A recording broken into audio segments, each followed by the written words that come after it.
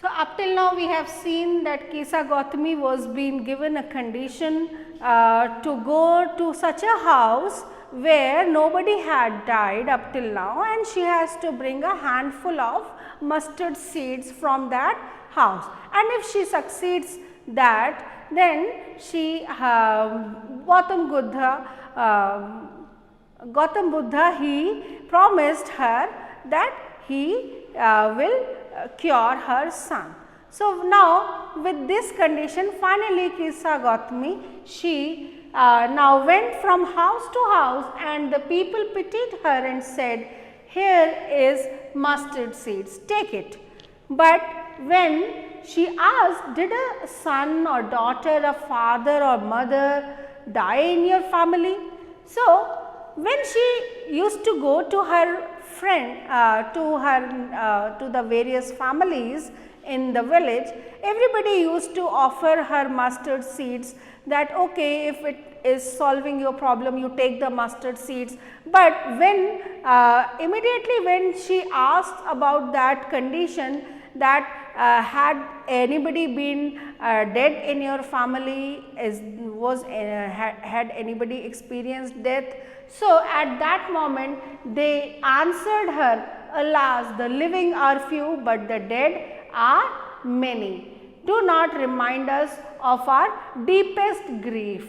So, everybody used to tell that there are hardly now who are alive, they are very few, and many of our family members, they have died earlier. So, and they did not want to remind those times of grief of losing their nears and dears from the family. So, she did not find any of the families in the village where there was nobody has encountered death. So, and there was no house, but some beloved one had died in it. So, in every village, in every house in the village, she found that one or the other person, their family members have deceased. Now, with this fact, she was unable to get those mustard seeds, and finally she got realization that death is such a thing which cannot be escaped.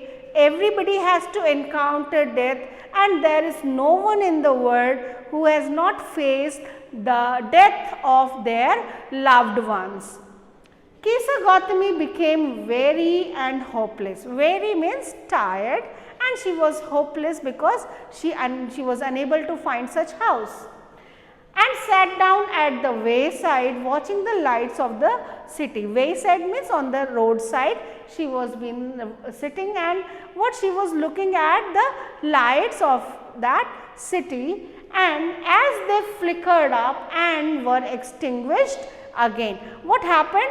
Those flames were, those lights were coming from the flames of the wicks, from the lamps. So, they were being flickering, they were shaking, okay, and after that they extinguished, they were being put off. So, finally she realized that it is the life of a person is, it keeps on flickering, it keeps on feelings getting all ups and downs in the life, they are coming, and finally the death is the ultimate end of the life. So, that is what she realized while she was been sitting at that roadside. At last the darkness of the night regained everywhere. So, finally everywhere the darkness spread over, and she realized that the ultimate end of the life comes with death. At last the darkness of the night and she considered the fate of men, that their lives flicker up and are extinguished again. So, she related that extinguishing of light with the man's life, and she understood the fact, the deep understanding about the death of a person. And she thought of herself, how selfish am I in my grief. Death is common to all, yet in this valley of dissolution, there is a path that leads him to immortality, who has surrendered all selfishness. So, finally, she realizes that it is how selfish she had been, not accepting this fact of life that everybody faces death and death is common to all, and out of her selfishness she was making everybody in the village to get reminded of their loved ones who have deceased, who have passed on.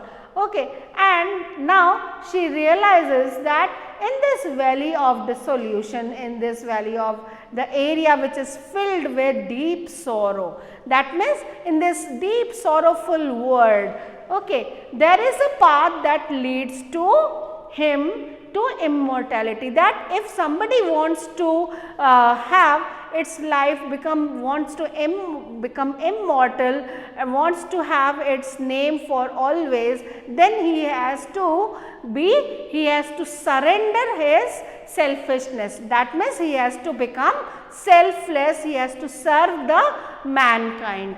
Okay. The Buddha said, the life of mortals in this world is troubled and brief and combined with pain. So, here Buddha starts making everybody to understand, to Kisa, he wants Kisa to understand that, see, life is for very short period of time, it is brief and everybody has to die. That means those who are bound to die. All the people, they have taken birth, so ultimately they will die one day. So, in this word, this is a word is troubled and it is brief. This word is full of troubles. You will face one or other trouble in your life and it is very brief. It is for a short span of time and it is combined with pain. You will face lots of grief and pain as you move along with in your life. For there is not any means by which those that have been born can avoid dying. After reaching old age, there is death. Of such a nature are living beings. So, he was explaining that ultimately one who has taken birth, he will move further in his life, he will grow young, then after he will attain his old age, the ultimate end will be death. And this cannot be avoided, this is unavoidable, nobody can avoid death, nobody can avoid old age. Okay. So, this is the nature of all living beings. Every living being is going through the same phases of life and the life will end with death. As ripe fruits are early in danger of falling, so mortals when born are always in danger of death. So, he has compared a man with a ripe fruit which is there planted in the tree, it has been there, and as it gets ripened, there is a risk that it can fall any time, and the moment it will fall down, it will get detached from the tree. So, he says that in the same manner, whosoever has taken birth, he will finally die, and that risk of death is associated the moment you take birth. So, it is not possible to tell when and how a person will die. The death can come any moment. It is always been, a person is always been at risk the moment he takes birth. Okay. As all earthen vessels made by the potter end is being broken, so is the life of mortals. He gives another example, a wonderful example of the earthen pots, that means the pots made by a potter, and the moment he makes a pot, the destiny of that pot is one day or the another, whenever the times come, that pot will finally be broken. So, in the same manner, the life of all human beings, every living being will come to an end maybe sooner or later. Both young and adult, both those who are fools and those who are wise, all fall into power of death. All are subject to death. So, what he is saying is that whether a person is young, child or an adult or an old, everybody has to face death. Similarly, there is no difference between a person who, if he is a fool, if he is not very intelligent, or if he is a very wise man, then too they all have to meet the ultimate end, that is death. So, all are subject to death, that means everybody gets affected by death. Okay. So, of course, who overcome by death depart from life. A father cannot save his son, nor kinsmen their relations. So, Gautam Buddha, he tells Kisa that see, nobody can overcome death. Nobody can conquer death.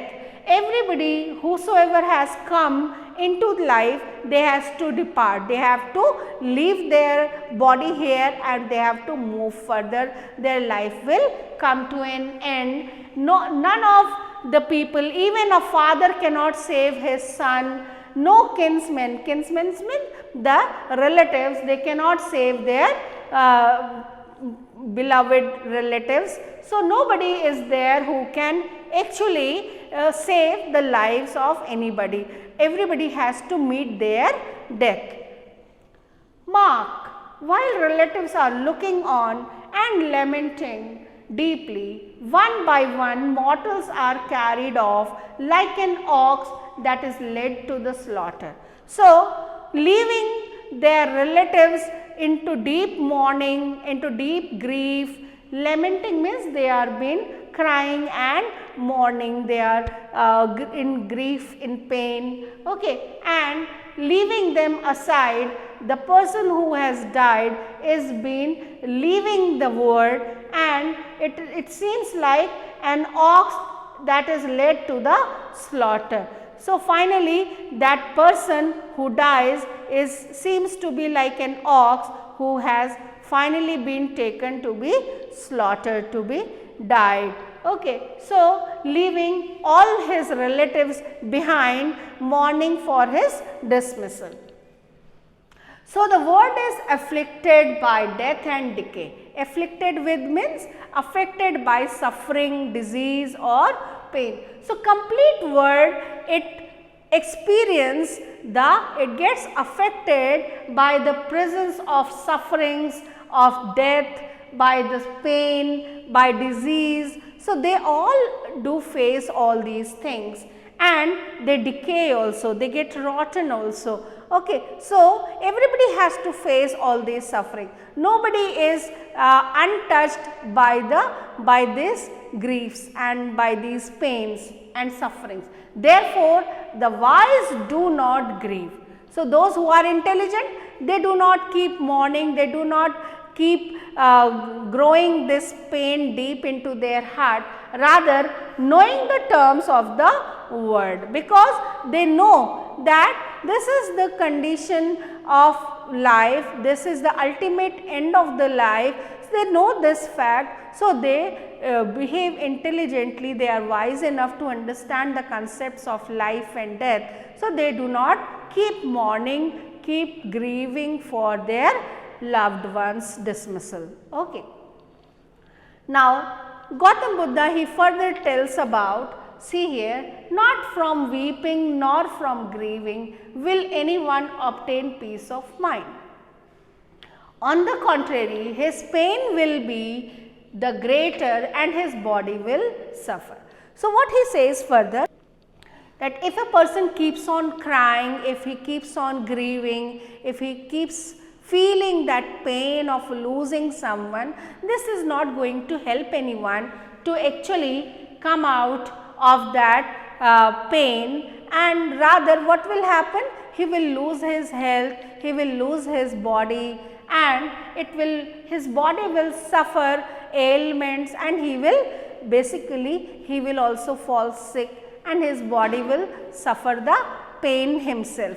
So, this is not the right way for behaving on the dismissal of a person. So, what will be the way? He will make himself sick and pale. So, this will result in making himself to be, he will lose his life, he will become sick, he will lose his the energy of his life. So, this is not the way. Yet the dead are not saved by his lamentation, and though he is crying hard, though he is in grief, but this will not bring back the people who have actually died. He who seeks peace should draw out the arrow of lamentation and complain and grief. So, those who want to attain peace, those who want to understand the concept of life, what they have to do? They have to remove this lamentation, the expression of sorrow. So, they have to stop crying, they have to stop bothering about that pain and grief. They should stop complaining about losing their loved ones, and rather they have to, what they have to do is, he who has overcome all sorrow will become free from sorrow and be blessed. So, whosoever will be able to overcome that grief and that sorrow and the suffering of losing the loved ones, only that person he will become free from the sufferings, from the pain, from the sorrow of the death. And then once he gets himself freed of that sorrow, then he will feel the blessings of the God, and then he will feel the enlightenment, that finally he will feel blessed with happiness and joys which the world is full of, and he will feel that he is blessed by God. So, this is how Gautam Buddha has he has delivered sermon at Banaras, and he has preached his disciples about the concept of life and the ultimate end of the life, that is death, and how intelligently we can come out of the sorrow and pain of Okay students, now let us discuss some of the internal questions. I would give you one questions like, how did, you can write down the question somewhere, how did Siddhartha moved inward to see enlightenment? I am repeating the question, how did Siddhartha moved inward to see enlightenment? Now, to find the answer of this question, let us move to page number 133, 6th line. Here you will find the answer of this question. See here, 6th line, that means here. At about, see this is line 6 here, at about the age of 25, the prince, heretofore shielded from the sufferings of the world, while out hunting, chanced upon a sick man, then an aged man, then a funeral procession, and finally a monk begging alms. So, these sights so moved him that he at once went out into the world to seek enlightenment. So, this was how Gautam Buddha, being Siddhartha, he was moved by the sight of all these things when he was on hunting. Okay. So, you can refer to this section, to these lines, and you can frame your answer to this question. Another important question is, what does Bodhi tree mean? I am repeating my question, you can write it down. What does Bodhi tree mean? You can write this question on page number 134. See here on the next page.